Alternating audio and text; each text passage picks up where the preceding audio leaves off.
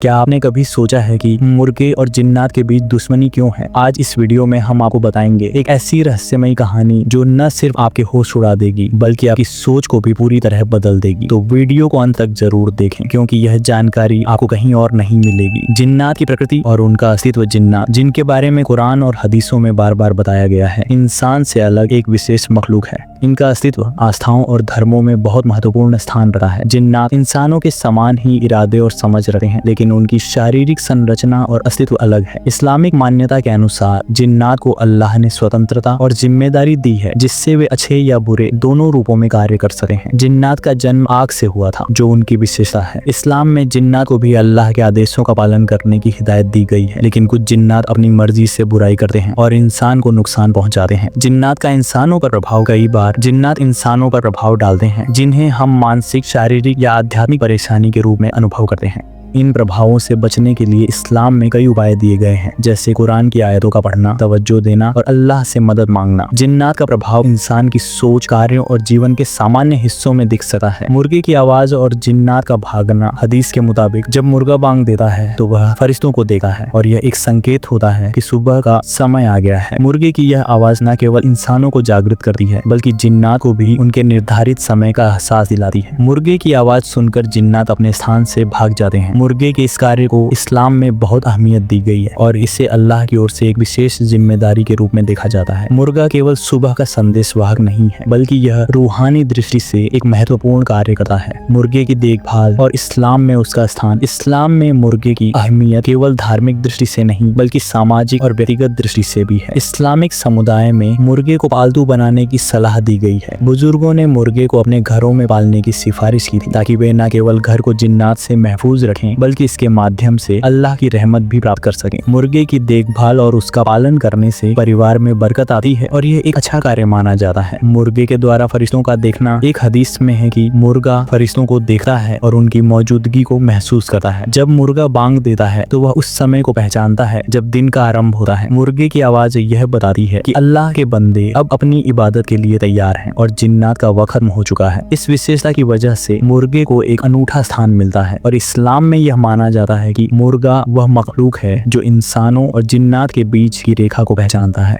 जिन्नात और इंसान के बीच रूहानी संबंध। इंसान और जिन्नात के बीच एक अदृश्य रूहानी संबंध है। जिन्नात का अस्तित्व इंसान के इर्द गिर्द होता है, लेकिन उनका प्रभाव स्पष्ट रूप से दिखाई नहीं देता। जब भी इंसान कोई गलत कार्य करता है या किसी बुरी भावना से ग्रसित होता है तो जिन्नात उसका पीछा करते हैं। इससे बचने के लिए इस्लाम में मुर्गे की आवाज का जिक्र किया गया है। ये आवाज न केवल इंसान को जागृत करती है बल्कि उससे इस बात का एहसास भी दिलाती है कि वह अल्लाह की इबादत में व्यस्त हो जाए और जिन्नात की बुरी ताकतों से दूर रहे। मुर्गे और जिन्नात के बीच दुश्मनी का तात्पर्य। अंततः जिन्नात और मुर्गे के बीच दुश्मनी का कारण यह है कि मुर्गा जिन्नात के अस्तित्व को चुनौती देता है। जब मुर्गा बांग देता है तो यह जिन्नात के समय का अंत और इंसानों के समय की शुरुआत का प्रतीक बनता है। मुर्गे की आवाज के साथ जिन्नात का प्रभाव खत्म हो जाता है और यह जिन्नात के अस्तित्व के खिलाफ एक प्रकार का संकेत होता है। इस्लाम में मुर्गे और जिन्नात की यह कहानी हमें यह सिखाती है कि अल्लाह के आदेशों का पालन करने से हम किसी भी बुरी ताकत से सुरक्षित रह सकते हैं। मुर्गे की आवाज और उसकी खासियतें हमें यह समझने में मदद करती हैं कि हमारे जीवन में कुछ रूहानी तत्व हैं जो हमें मार्गदर्शन प्रदान करते हैं। जिन्नात की दुनिया, उनका अस्तित्व और प्रकार। इस्लाम में जिन्नात को एक अनदेखी मखलूक माना जाता है, जिन्हें अल्लाह ने इंसान से पहले इस पृथ्वी पर भेजा था। जिन्नात का जन्म आग से हुआ था और इनकी शारीरिक संरचना इंसान से अलग होती है। कुरान में जिन्नात का जिक्र कई बार किया गया है और उनका उल्लेख शैतान, इब्लीस के रूप में भी किया गया है, जो अल्लाह की हिदायतों से भटक गया था। इनकी दुनिया में विभाजन है। कुछ जिन्नात अच्छे होते हैं जो इंसान की मदद करते हैं, जबकि कुछ बुरे होते हैं और इंसान को नुकसान पहुंचाते हैं। इनकी शक्ति और क्षमता इंसानों से कहीं अधिक होती है क्योंकि वे अजनबी शक्तियों से जुड़े होते हैं। जिन्नात का प्रभाव इंसान के शारीरिक, मानसिक और आध्यात्मिक जीवन पर पड़ सकता है। कुरान में जिन्नात का जिक्र। कुरान की 72वीं सूरह, जिसे सूरह अल जिन्न कहा जाता है, में जिन्नात के बारे में पूरी जानकारी दी गई। इस सूरह में बताया गया है कि जिन्नात इंसान से पहले इस धरती पर बसे थे और अल्लाह के आदेश से वे आकाश में रहते थे, लेकिन बाद में जब अल्लाह ने आदम अलैहिस्सलाम को भेजा तो उन्हें इंसानों की दुनिया में घुसने का अधिकार नहीं था। जिन्नात की विशेषताएं और शक्तियां। जिन्नात की संरचना आग से हुई है और उनके पास अद्भुत शक्तियां होती हैं। वे न केवल इंसानों को देख सकते हैं बल्कि इंसानों की सोच और इरादों को भी जान सकते हैं। इनकी ताकत यह है कि वे हवा के माध्यम से बड़ी तेजी से एक स्थान से दूसरे स्थान पर जा सकते हैं और वे इंसानों से छुप सकते हैं। यह कारण है कि जिन्नात को इंसान कभी पूरी तरह से उसे समझ नहीं पाते और अक्सर उनकी मौजूदगी को अनदेखा कर देते हैं। जिन्नात के प्रकार: 1. मुस्लिम जिन्नात। ये जिन्नात इस्लाम को मानते हैं और अल्लाह के आदेशों का पालन करते हैं। ये इंसानों की मदद करते हैं और उनके जीवन को बेहतर बनाने की कोशिश करते हैं। 2. शैतानी जिन्नात। ये जिन्नात इंसानों को बहकाते हैं और उन्हें बुरी राह पर चलने के लिए प्रेरित करते हैं। शैतान यानी इब्लीस इनका प्रमुख नेता है। 3. नदी जिन्नात। ये जिन्नात पानी और नदियों के करीब रहते हैं और ये पानी के रास्ते यात्रा करते हैं। 4. जंगली जिन्नात। ये जिन्नात जंगलों और वीरान इलाकों में रहते हैं और इंसानों को नुकसान पहुंचाने के लिए जाने जाते हैं। 5. घर के जिन्नात। ये जिन्नात इंसान के घरों में रहते हैं और कभी कभी घर के वातावरण को अस्थिर कर देते हैं। जिन्नात का प्रभाव इंसान पर कई रूपों में हो सकता है। कुछ समय पर वे इंसान की मानसिक स्थिति को प्रभावित करते हैं, जिससे वह डिप्रेशन या मानसिक तनाव का शिकार हो सकता है। कुछ जिन्नात शरीर पर भी असर डाल सकते हैं, जैसे किसी को बीमार करना या शारीरिक ताकत को कमजोर करना। इसके अलावा जिन्नात इंसान को बुरी आदतों में फंसा सकते, जैसे शराब पीना, झूठ बोलना या चोरी करना। इंसान पर जिन्नात के प्रभाव से बचने के लिए इस्लाम में कुछ विशेष उपाय बताए गए हैं। इनमें से सबसे प्रभावी उपाय है कुरान की आयतों का पाठ करना, जैसे सूरह फलक, सूरह नास और सूरह इखलास। इसके अलावा नियमित रूप से नमाज पढ़ना और अल्लाह से मदद मांगना भी बेहद प्रभावी माना जाता है। मुर्गे का महत्व और जिन्नात से उसका संबंध: इस्लाम में मुर्गे की अहमियत को बहुत अधिक माना गया है और मुर्गे की आवाज को एक संकेत के रूप में देखा जाता है। जब मुर्गा बांग देता है तो यह न केवल इंसान को जागृत करता है, बल्कि यह जिन्नात को भी चेतावनी देता है कि उनका समय समाप्त हो चुका है। मुर्गे की आवाज फरिश्तों को सुनाई देती है और यह एक आध्यात्मिक संकेत है कि सुबह का समय आ चुका है। मुर्गे का कार्य: मुर्गे की आवाज सुनने के बाद जिन्नात का प्रभाव समाप्त हो जाता है, क्योंकि यह उनकी रात का समय खत्म होने का संकेत है। मुर्गा अपने बांग से सिर्फ इंसानों को ही नहीं बल्कि जिन्नात को भी उनके निर्धारित समय का एहसास दिलाता है। इस्लामिक मान्यताओं के अनुसार मुर्गे की आवाज से इंसान न केवल जागता है बल्कि वह अपनी इबादत के लिए तैयार हो जाता है और जिन्नात का समय समाप्त हो जाता है। मुर्गे की आवाज और अल्लाह का आदेश: इस्लाम में मुर्गे की आवाज को अल्लाह की तौहीद का प्रतीक माना जाता है। जब मुर्गा बांग देता है तो यह अल्लाह के आदेशों का पालन करने का संकेत होता है। यह एक रूहानी बात है जो मुर्गे की विशेषता को दर्शाती है, क्योंकि मुर्गा केवल एक जीवित प्राणी नहीं है बल्कि यह रूहानी कार्यों में भी भागीदार है। जिन्नात के साथ संघर्ष और मुर्गे की मदद: जिन्नात के साथ संघर्ष एक ऐतिहासिक और धार्मिक वास्तविकता है। जब कोई व्यक्ति जिन्नात के प्रभाव में आता है तो वह अपनी आस्थाओं और विश्वासों में कमजोर हो सकता है। इस स्थिति में मुर्गे की आवाज सुनने से उस व्यक्ति को राहत मिलती है और जिन्नात का प्रभाव खत्म हो जाता है। इसके अलावा यह व्यक्ति अपने आप को आध्यात्मिक रूप से मजबूत कर लेता है और अल्लाह की मदद प्राप्त करता है। हदीसों में मुर्गे की अहमियत: नबी अकरम सल्लल्लाहु ताला अलैहि वसल्लम ने मुर्गे के बांग देने की अहमियत को स्पष्ट किया है। आपने फरमाया था कि जब भी मुर्गे की आवाज सुनो तो अल्लाह से उस दिन के लिए दुआ करो, क्योंकि मुर्गा फरिश्तों को देखता है और उनके साथ संवाद करता है। जिन्नात और मुर्गे का संबंध एक रूहानी दृष्टिकोण: जिन्नात और मुर्गे का संबंध एक गहरी रूहानी बात है। मुर्गा न केवल इंसान को अल्लाह की इबादत के लिए जागरूक करता है बल्कि यह जिन्नात को भी उनके स्थान से हटने का संकेत देता है। यह हमें यह सिखाता है कि हमारे जीवन में कुछ रूहानी तत्व हमेशा हमारे साथ होते हैं जो हमें सही मार्ग पर चलने की प्रेरणा देते हैं। मुर्गे का बांग देना एक प्रकार से अल्लाह के आदेश का पालन करना होता है और यह हमें याद दिलाता है कि हम भी अपनी जिंदगी में अल्लाह के आदेशों का पालन करें।